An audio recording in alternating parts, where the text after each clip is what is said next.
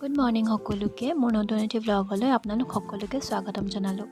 ৰাতিপুৱা খালী পেটত নাৰিকলৰ পানী খালে ভাল, সেইবাবে দিনটো আজি নাৰিকলৰ পানীৰে আৰম্ভ কৰিলোঁ।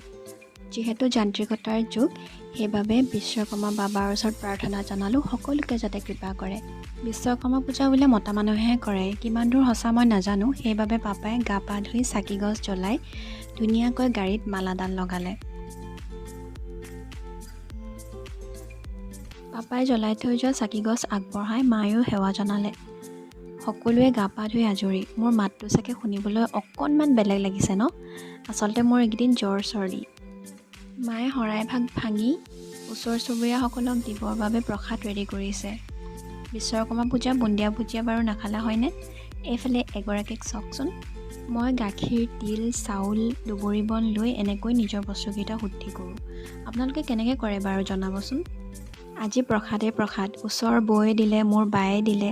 ৰাতিলৈ কি হ'ব জানিছেই নহয়, প্ৰসাদৰ দাইল।